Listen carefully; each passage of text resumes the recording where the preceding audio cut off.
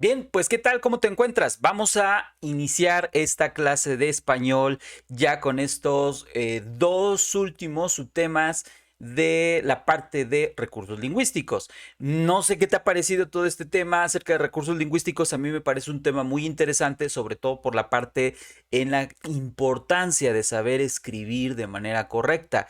Y de igual manera, cuando tú lees un libro, la mejor manera de leerlo es con el aprovechamiento de estos recursos lingüísticos. Gracias a ellos es que es posible que tú comprendas de mejor manera un texto, sobre todo un texto informativo, un texto formal, un texto que conlleva una serie de pasos que nos den de manera ordenada de lo que se está hablando. Si no existe esta coherencia, obviamente no lo vamos a entender. Y de igual manera, si me toca a mí escribirlo y no hago uso de estos recursos lingüísticos, pues no voy a escribirlo de la mejor manera. No solamente me estoy preparando para el examen de ingreso al nivel medio superior con mi PEM, SUNAM, 103 municipios, también estoy generando esos aprendizajes que me permiten, tanto en la escuela como en el examen, dar lo mejor de mí. Y bueno, pues vamos a dar inicio y quisiera como siempre presentarte primero rápidamente cuáles son los temas que hemos trabajado, en dónde nos encontramos y pues bueno, ya te había mencionado que estábamos trabajando con el apartado de recursos lingüísticos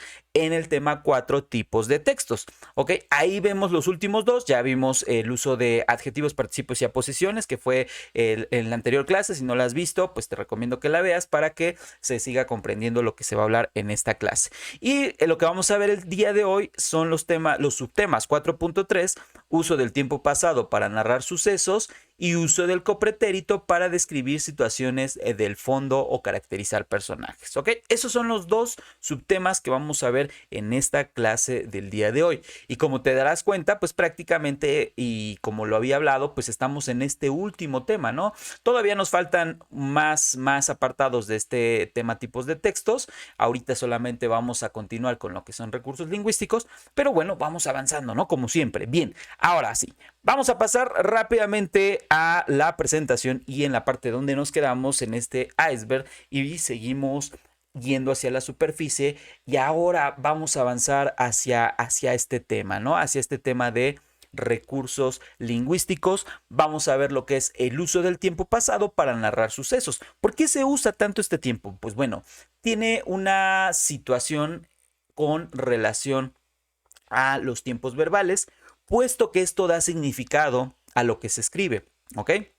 Entonces, al narrar los hechos ocurridos, se usa el tiempo pasado, puesto que determina los hechos que se plasman en el texto ya ocurrieron. ¿Ok? Es decir, obviamente cuando leemos un texto, regularmente las acciones ya ocurrieron. No están ocurriendo, no van a ocurrir. Casi siempre se habla de manera, en un tiempo verbal a manera de pasado, ¿ok? Entonces, los hechos son anteriores al tiempo en que se encuentra el lector, ¿vale? Estamos hablando de textos que se encuentran en una lectura, en un libro, en un texto de diferentes tipos. Entonces, debemos poner especial atención en la conjugación de los verbos dentro de un párrafo, puesto que no debemos realizar conjugaciones en distintos tiempos para no confundir al lector.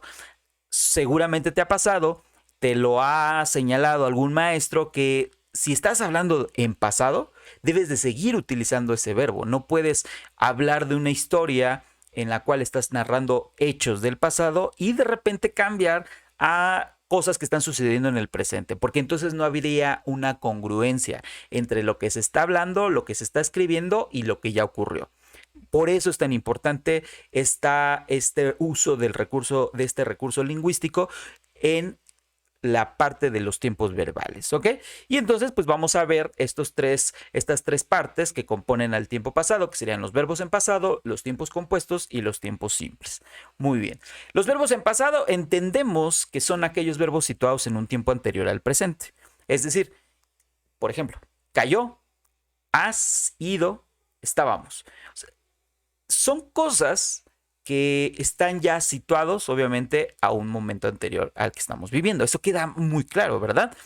Se te cayó un lápiz. Es un ejemplo de que ese evento ya ocurrió. Cuando se cae un lápiz ocurre y ya pasó, ¿no? No está ocurriendo en este momento, estamos de acuerdo. No está ocurriendo el hecho de que se siga cayendo el lápiz. Que lo vamos a ver Esto sí ocurre con el copretérito. Es una forma de indicar que algo ya pasó, pero puede seguir ocurriendo hasta el presente. En el tiempo pasado, pues estamos hablando de un tiempo simplemente en el que ya ocurrieron las cosas. Ya ocurrieron, pero vamos a ver un ejemplo de mejor manera en estas oraciones. Era el tercer hijo del mayor Jaime Sabines. En este caso, ¿quién es el verbo? Puesto que estamos hablando de verbos en pasado, podemos identificar perfectamente que el verbo es era. ¿Ok? Ahí lo vemos claramente, lo señalo con mi puntero. Era es el verbo. ¿El verbo de qué? ¿El verbo de qué? De ser, ¿no? Ya no es, no va a ser, sino era el tercer hijo del mayor Jaime Sabines. De igual manera, en el segundo ejemplo, en la segunda oración, tenemos nació en Tuxtla Gutiérrez. Es un evento del pasado. Es un evento totalmente del pasado porque el verbo el tiempo verbal está obviamente como si ya hubiera ocurrido. ¿Ok? Nació. No están naciendo, no van a nacer. Entonces aquí queda claro que el tiempo pasado es un verbo que nos permite describir algo que ya ocurrió. Muy bien, entonces en ese aspecto pues no deberíamos de tener ningún problema. Ahora, ¿qué pasa con el pretérito perfecto simple y pretérito imperfecto? Aquí nos podemos confundir por la cantidad de pretéritos, pero aquí estoy hablando de dos solamente. El pretérito perfecto simple, que fíjense bien, remite a una acción del pasado puntual y concluida sin conexión con el presente. ¿Ok? No hay ninguna conexión con el presente. Hablé, hablaste, hablaron, hablamos, habló. Si nosotros estamos hablando de la acción de hablar en tiempo pasado, es una acción que ya ocurrió, pero ya no está ocurriendo en este momento. Si nosotros dijimos habló, se supone que en este momento ya no está hablando esta persona. Ahora, si decimos está hablando, empezó a hablar anteriormente, pero continúa hablando en este momento. Entonces no estamos hablando del pretérito. ¿Entendemos? Habló, hablaste, hablaron, hablamos, habló. Corrió, corrimos, corrieron. ¿Sale? Corrió. Y así con cada uno de los verbos. Comió, comiste, comieron, comimos, comió. ¿Ok? Cualquier verbo en pretérito perfecto simple es una acción que ya ocurrió. Ya no está ocurriendo en este momento. Por otra parte, tenemos al pretérito imperfecto, también conocido como copretérito. Acuérdate de esta relación. Pretérito imperfecto con copretérito. Aquí la diferencia es que se indican acciones duraderas o hábitos en el pasado. ¿Ok? Por ejemplo, amaba, amabas, amaban, amábamos. ¿Se dieron cuenta? Es una acción que obviamente está hablando del pasado. La diferencia radica en la terminación del verbo. Si se dan cuenta, en este caso, tiene la terminación aba, abas, aban, amamos. Amábamos, amaban, amabas, amaba. ¿Qué significa? ¿Cuál es la diferencia entre amó y amaba? ¿Cuál será la diferencia entre amó y amabas? Estamos de acuerdo que amó está en pretérito perfecto simple. En cambio, amaba está en pretérito imperfecto. ¿Cómo me doy cuenta de esa diferencia? Por la terminación.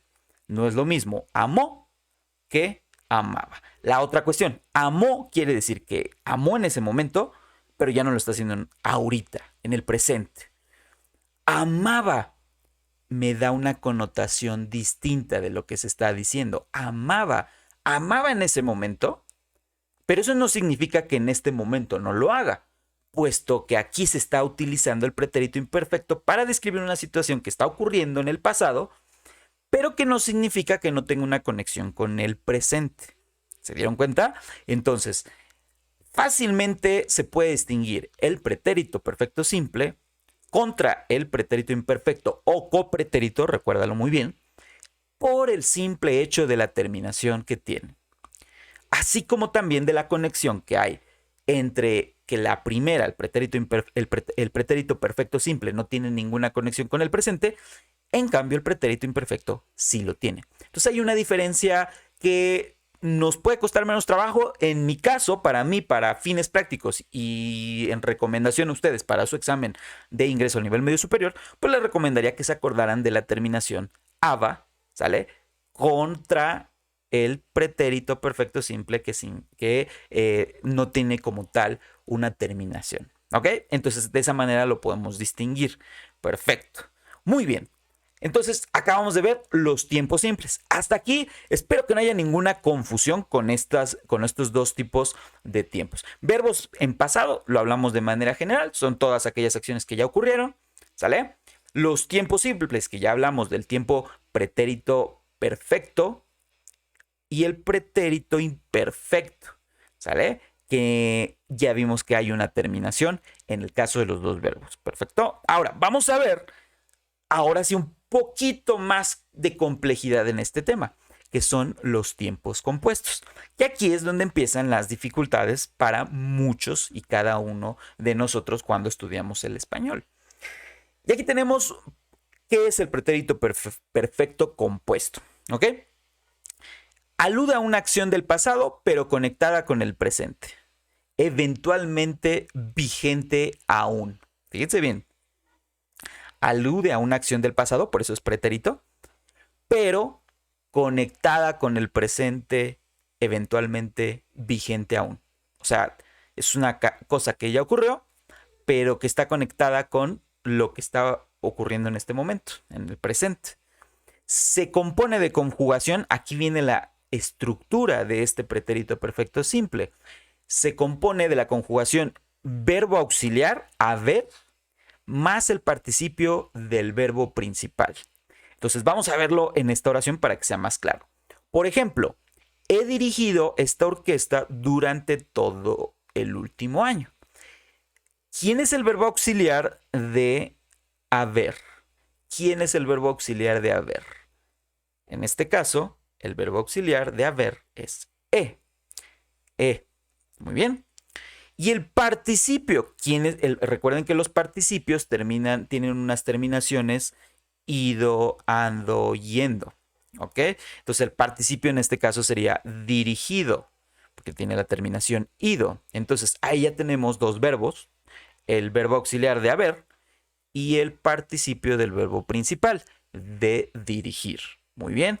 Entonces, he dirigido esta orquesta durante todo el último año. Muy bien. ¿Ok? Entonces ahí tenemos el pretérito perfecto compuesto.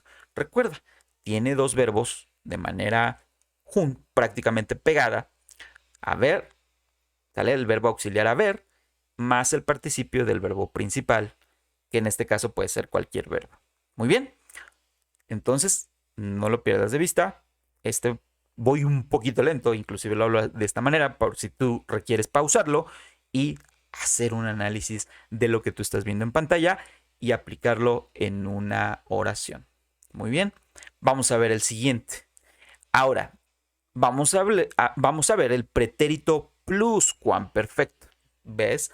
Como aquí es donde empieza la complejidad, porque estamos viendo muchos pretéritos. Pero todo tiene que ver con la estructura de la oración. El pretérito pluscuamperfecto da cuenta de un pasado anterior a otro pasado. ¿Ok? Fíjate bien. Se compone de verbo haber, muy parecido a lo que ocurrió en el anterior ejemplo. Verbo haber en pretérito imperfecto. Aquí la diferencia es que este verbo haber ya no está conjugado como en el anterior caso. Vamos a ver cómo se conjuga ahora. Ya no voy a decir ¿ok?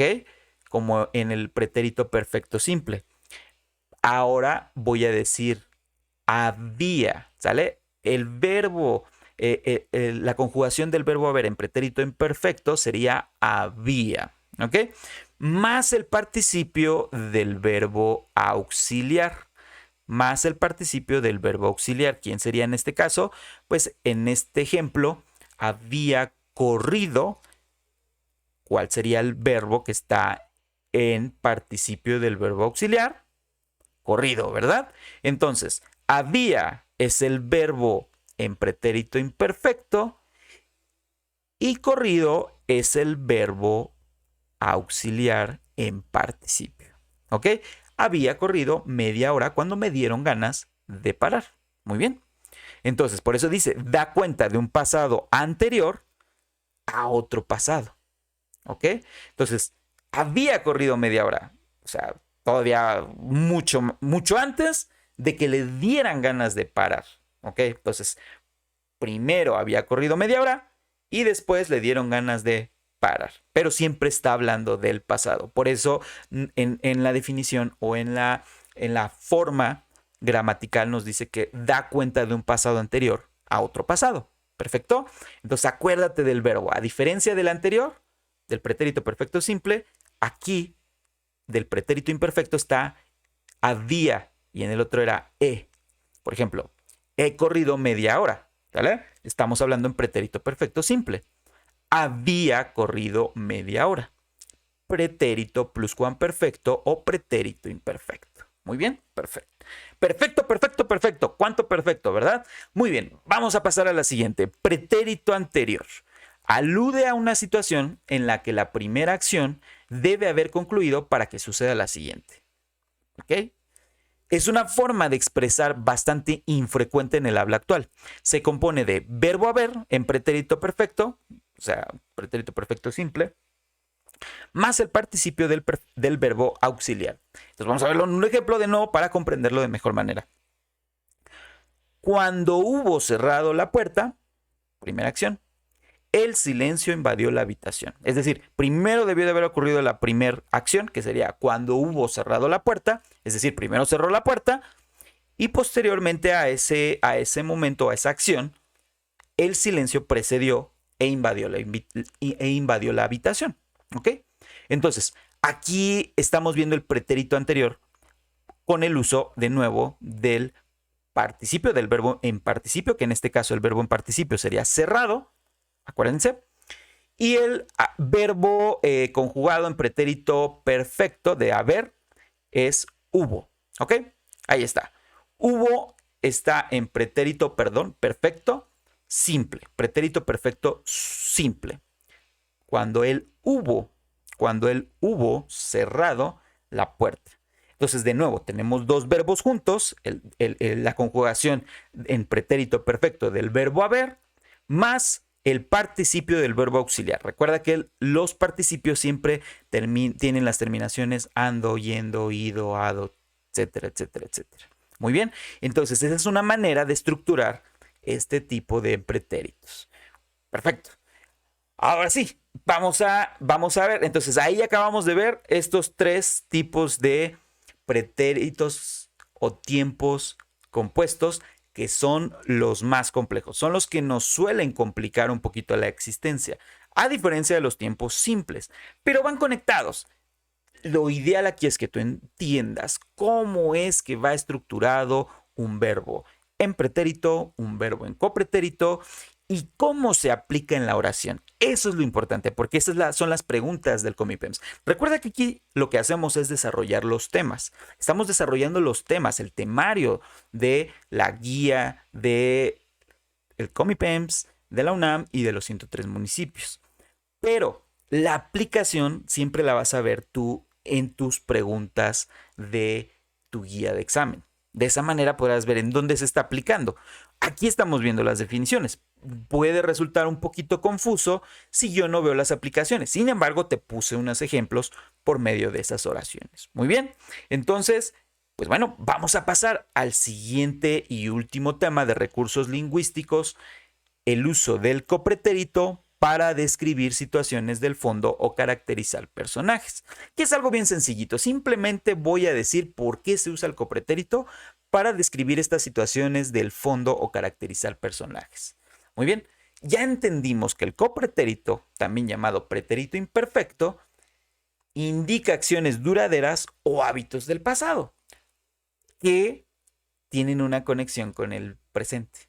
¿Ok? Recuérdalo bien, a diferencia del pretérito simple, ¿vale? Ahí no hay conexión con el presente.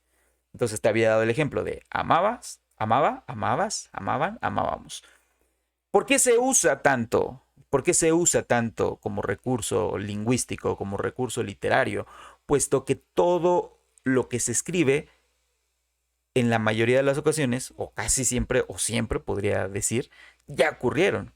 Ya ocurrieron, pero suelen tener esas acciones una conexión con el presente.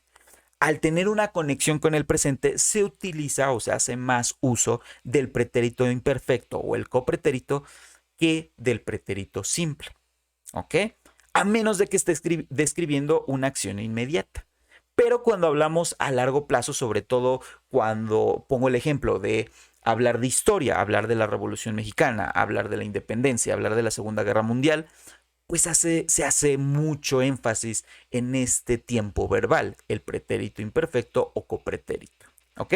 Entonces, su uso para describir situaciones del fondo, caracterizar personajes, es indispensable. Es indispensable en los textos informativos, en cualquier tipo de recurso lingüístico y literario, es necesario. ¿Ok? Perfecto. Entonces, al narrar la vida del personaje, es necesario relatar algunos hechos o situaciones que sucedieron de manera simultánea durante un tiempo prolongado en el pasado. ¿Ok? O sea, son acciones que no ocurrieron por un momento muy pequeño, sino que ocurrieron durante mucho tiempo. Te puse el ejemplo de la Revolución Mexicana. ¿Cuánto duró? ¿Cuánto duró la guerra de independencia? ¿Cuánto duró la guerra mundial? Estamos de acuerdo que no fue algo de un minuto o de una hora o de un día, sino son cosas que ocurrieron durante meses, años y décadas. Por eso es que se utiliza más este recurso literal, este tiempo verbal, el copretérito. ¿Ok? Que permite además señalar aquellos aspectos o rasgos que distinguen al personaje de otros. Es decir, es posible caracterizarlo. ¿Ok? ¿Cómo? Mediante el siguiente ejemplo. Aquí tenemos un ejemplo de la vida de Sor Juana Inés de la Cruz para que puedas apreciar perfectamente este tiempo.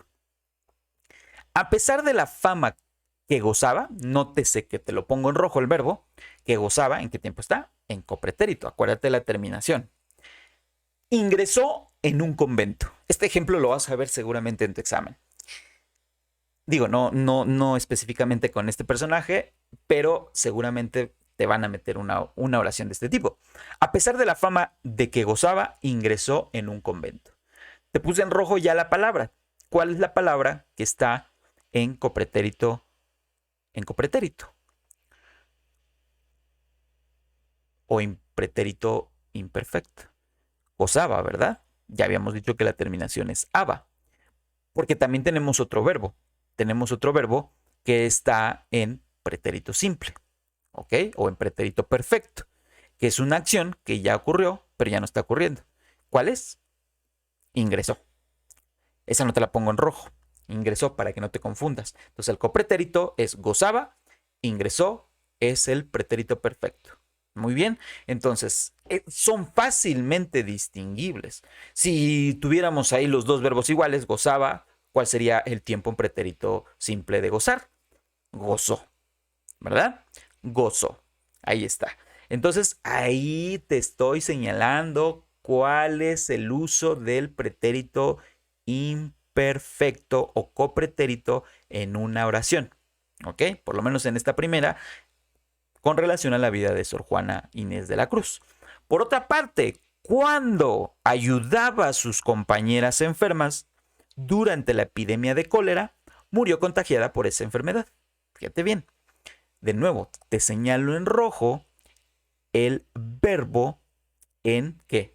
En copretérito. ¿Ok? El verbo en copretérito es ayudaba. Pero por ahí tenemos otro verbo que está en pasado, pero no en copretérito, sino en pretérito perfecto. ¿Cuál es ese? ¿Cuál es ese verbo? Murió, ¿verdad? Murió. Entonces, ¿qué va a pasar en el examen de ingreso al nivel medio superior? Vas a tener una oración como esta y te van a poner diferentes verbos. Te van a pedir que identifiques el verbo en copretérito. Y obviamente te van a buscar confundir, porque esa es la idea, que tú sepas identificar entre el pretérito, por lo menos sepas diferenciar entre el pretérito simple y el copretérito. Entonces acabamos de ver una aplicación, cómo puede venir en el examen, y de esa manera que tú no tengas ningún problema al momento de resolver este tipo de cuestiones. Después de estos dos subtemas que acabamos de ver, quiero pensar que queda perfectamente claro. Acuérdate, yo te estoy apoyando con los temas, te estoy apoyando con el desarrollo del temario para presentar tu examen de ingreso al nivel medio superior, pero te corresponde a ti ponerte a trabajar con tu guía, ¿ok? Y pues no me queda más que decirte, ya terminamos en esta superficie del iceberg, ¿no? Después de ir desde el fondo, ¿ok? Viendo los primeros recursos lingüísticos que nos permiten comprender de mejor manera un texto, de analizarlo o de crearlo, llegamos hasta la superficie con el uso del copretérito para describir situaciones del fondo o caracterizar personajes. Pues muy bien, espero que te haya servido de mucho esta clase, que te permita resolver tu examen de tu guía del examen de ingreso al nivel medio superior, pero de igual manera a que te forjes una manera de entender mejor estos temas, sobre todo que los apliques en tu vida diaria. La importancia de que la UNAM, de que el Comipems, de que los 103 municipios quieran que tú sepas estos temas, es porque también lo que quieren es que alcances un nivel de aprendizaje y que cuando ingreses a la preparatoria, pues obviamente estés a la par de todos tus compañeros. ¿Ok? Entonces, esto te va a servir de mucho. Y pues bueno, no me queda más que despedirme. Si te ha servido esta información, te pido que le des me gusta, que le des compartir y que pues obviamente te suscribas a nuestro canal, que seguiré subiendo muchas clases sobre estos temas que vienen en las guías de ingreso a nivel medio superior. Y pues bueno, no me queda más que despedirme. Soy el profesor Antonio Bata. Cuídate.